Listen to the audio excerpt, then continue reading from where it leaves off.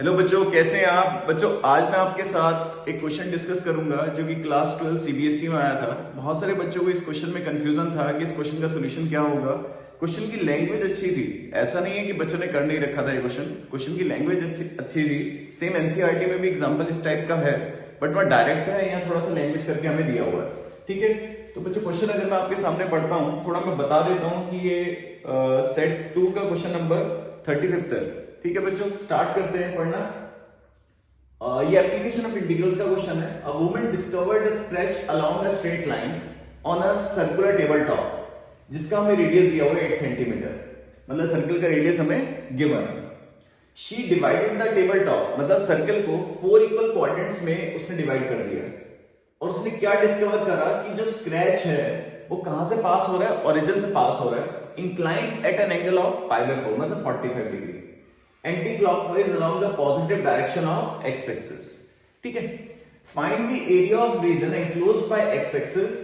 एक तो X axis बोला है इन्होंने, और द स्क्रैच एक लाइन है, and the circular table top in the first quadrant. हमें जो एरिया फाइंड करना है वो बाउंडेड बाय एक्स एक्सिस है, स्क्रैच है और सर्कुलर टेबल टॉप है, और फर्स्ट क्वाड्रेंट का ही एरिया हमें फाइंड करना है। और मेथड क्या है?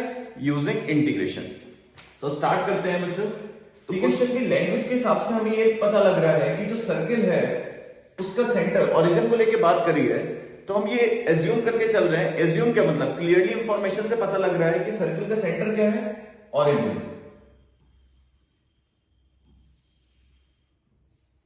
तो ये हमने सर्कल ड्रॉ कर दिया जिसका सेंटर क्या हो गया?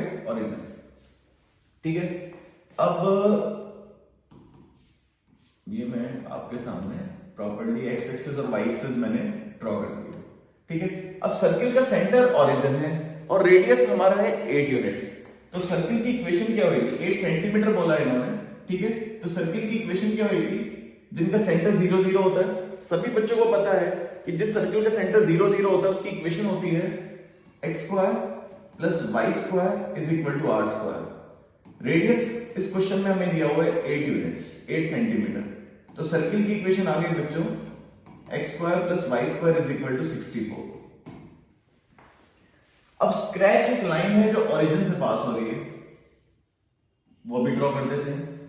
अब ये लाइन जो है जो ओरिजिन से पास हो रही है वो x के साथ कितना एंगल बना रही है? π/4। सभी बच्चों को पता है जो लाइन ओरिजिन से पास होती है उस लाइन की इक्वेशन होती है y = mx, family of straight lines passing through origin. But इस क्वेश्चन में स्पेसिफिक इंफॉर्मेशन है कि लाइन ने एंगल कितना बनाया? π/4। तो लाइन का स्लोप कितना होगा बच्चों? tan π/4 1। तो लाइन की इक्वेशन आ गई y = x। अब मेरे पास स्क्रैच की भी इक्वेशन है, सर्किल की भी इक्वेशन है। अब मुझे एरिया फाइंड करना है। एरिया कौन सा फाइंड करना है? फर्स्ट क्वाड्रेंट वाला फाइंड करना है विद स्क्रैच, ये सर्किल और एक्स एक्सिस। तो बच्चों ये वाला एरिया फाइंड करना है। सभी बच्चों को इतना क्लियर हो गया होगा। ठीक है, अब मैं आप ये एरिया फाइंड करते हैं। एक मिनट बच्चों, यहां पर मैं स्ट्रिप ड्रॉ करता हूं। अगर मैं थोड़ा सा यहां पर आपके सामने सर्कल ड्रॉ करूं और ये, हाँ ये एरिया, तो मैंने स्ट्रिप ड्रॉ करी बच्चों। अब स्ट्रिप जो है बच्चों वो 2 कर्व के बीच में चल रही है, एक तो लाइन हो गया और एक एक्स एक्सिस हो गया, और वर्टिकल स्ट्रिप है। वर्टिकल स्ट्रिप का एरिया क्या होता है बच्चों? y dx। तो ये मैंने पॉइंट ले लिया x1 y1 कर्व पे और विड्थ हो गई dx। बट इस पॉइंट पे लिमिट ब्रेक हो जाएगी बिकॉज यहां पर लाइन नहीं है, यहां सर्कल स्टार्ट हो गया, तो दूसरी स्ट्रिप भी हो जाएगी। ठीक है, क्योंकि अगर आप डायरेक्टली इसी कर्व पे स्ट्रिप चलाएंगे तो ये एरिया कवर हो जाएगा और ये नहीं चाहिए हमें, तो इसलिए इंटरसेक्शन पॉइंट पे लिमिट क्या हो जाएगी बच्चों? ब्रेक। तो ये पॉइंट मान लेंगे हम x2 y2, विड्थ हमारी यहां पर भी dx रहेगी। ठीक है, ओरिजिन के कोऑर्डिनेट होते हैं 0 0, सर्किल का रेडियस हमारा कितना है? 8। तो इस पॉइंट के कोऑर्डिनेट क्या हो जाएंगे बच्चों? 8 0। इस पॉइंट के कोऑर्डिनेट निकालने पड़ेंगे मुझे इंटरसेक्शन पॉइंट के, और इंटरसेक्शन पॉइंट के कोऑर्डिनेट्स निकालने के लिए हमें दोनों इक्वेशंस को साइमल्टेनियसली सॉल्व करना पड़ेगा सब्स्टिट्यूशन मेथड से। एक तो ये इक्वेशन है और एक ये। तो एक काम करते हैं, हमें x कोऑर्डिनेट चाहिए, तो y की वैल्यू x यहां पुट कर दो, तो 2x² 64, यहां से x² की वैल्यू 32 आ गई, x की वैल्यू आ गई बच्चों √32। तो ये कितना हो जाएगा? 16 × 2 4√2। तो ये पॉइंट आ गया हमारा 4√2। तो इंटरसेक्शन पॉइंट का एक्स कोऑर्डिनेट कितना आ गया 4√2। अब एरिया कैसे फाइंड करेंगे बच्चों? एरिया हम फाइंड करते हैं यहां पर 0 से लेकर स्ट्रिप चलेगी 4√2 तक y1 dx। उसके बाद सेकंड स्ट्रिप जो चलेगी वो दूसरे कर्व पे चलेगी 4√2 to 8y2 dx। इतना क्लियर हो गया? ये हमारा रिक्वायर्ड एरिया होगा। अब y2 किस पे लाई कर रहा है बच्चों? y2 जो है वो लाइन पे लाई कर रहा है। लाइन से y की वैल्यू क्या आएगी? x।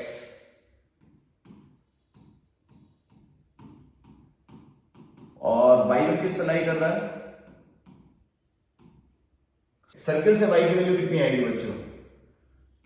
√8² minus x²।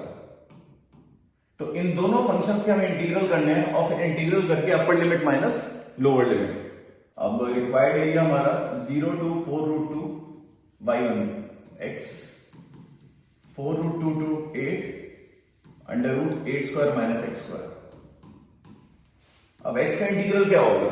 x का इंटीग्रल सभी बच्चों को पता है x²/2।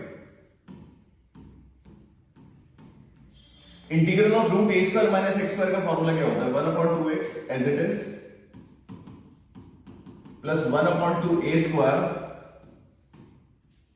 Sign inverse x upon a।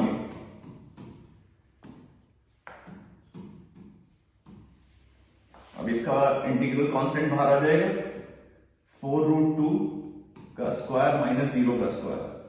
इधर कैसे रहेगा? एक बार अगर हम 8 पुट करेंगे तो बच्चों 8 पुट करने पे ये कैंसिल हो जाएगा, ये 32 हो जाएगा 64/2 और ये sine inverse 1 minus lower limit. Lower limit अगर मैं 4√2 पुट करता हूं 4√2/2 और 4√2 का स्क्वायर √32 हो जाएगा बच्चे यहाँ पर, और यहाँ 32 साइन इनवर्स 4√2/8। अब थोड़ा सॉल्व करते हैं। 4 का स्क्वायर 16, 32/2 ये 16 आ गया, ये कैंसिल हो गया। साइन रेशियो 1 किस एंगल पर है? π/2। इसे अगर हम सॉल्व करते हैं ये कितना होगा? 16√2, ये हो जाएगा 16 × 2 4√2, 4 2 8, ये 16 आ जाएगा और ये माइनस 32 साइन इनवर्स √2/2 को हम लिख देंगे 1/√2। बस ये प्लस 16 माइनस 16 कैंसिल, ये 16 पाई आ गया। ऊपर आंसर लिख देते हैं 16 पाई माइनस साइन रेशियो 1/√2 किस एंगल पर है? π/4। तो इसका आंसर आ जाएगा 16 माइनस 8 पाई सेंटीमीटर स्क्वायर। ठीक है बच्चों, तो इस क्वेश्चन का ये सॉल्यूशन था। सॉल्यूशन बहुत बेसिक था, लैंग्वेज थोड़ी सी डिफरेंट थी, तो जो कि मैंने आप लोगों के साथ डिस्कस करी। चलो बच्चों, ऑल द बेस्ट रिजल्ट के लिए। ऐसे ही वीडियोस के लिए बच्चों मेरा YouTube चैनल को सब्सक्राइब करिए। ठीक है, all the best, bye bye.